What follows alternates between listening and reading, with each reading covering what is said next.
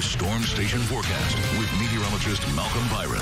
Every week we lose moisture from the ground through something called evapotranspiration, and this is how much we will lose in the next week due to that, about 1.25 inches.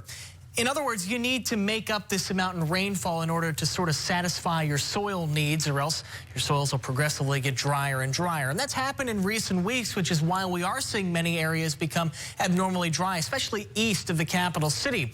Now, we do have some showers and storms out there now, but most of them are clustered around the Baton Rouge metro in areas that aren't quite in, well, as much of a need for rainfall. But today is going to be your best chance to come across one of those showers and thunderstorms, because rain chances really start to dry up after today. I mean, even tonight that trend begins. Only a 10% rain coverage after sundown, and temperatures fall into the upper 60s and lower 70s. Tomorrow, we begin dry, fair amount of sunshine, and I think that will push our temperatures into the lower 90s. Still won't rule out a stray shower or storm tomorrow, but the overall odds do look much lower. So Futurecast doing a good job showing what's going on out there right now. We've got isolated action out there through 6 o'clock, still dealing with isolated coverage. But watch what happens on Futurecast as we take the clock positioned right here into the night. And you can see that coverage really diminishing. I won't totally rule out a stray shower overnight, but it would be the exception as opposed to the rule. Will otherwise be dry with just a few passing clouds.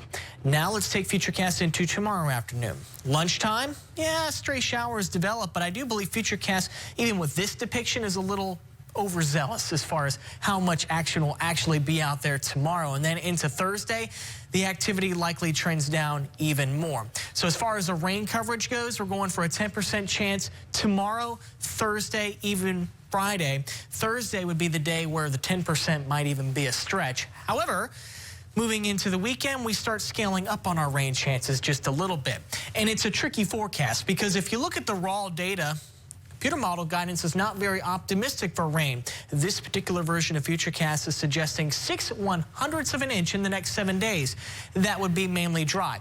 But this is what we're seeing in the data. A nearby disturbance this weekend going into next week, helping to return some moisture to the area. So for that reason, in spite of what the raw data is suggesting, we've started rising rain chances on the Storm Station 7-day forecast, especially in the latter parts of it. 20% rain coverage on Sunday, a 30% rain coverage on Monday. That would account for isolated showers and thunderstorms early next week as we move into fall. Yes, astronomical fall beginning on Monday. But until then, we are likely locked up in a continued dry pattern with outside shot of a stray shower or thunderstorm each and every day, with high temperatures in the low 90s and low temperatures in the upper 60s to low 70s.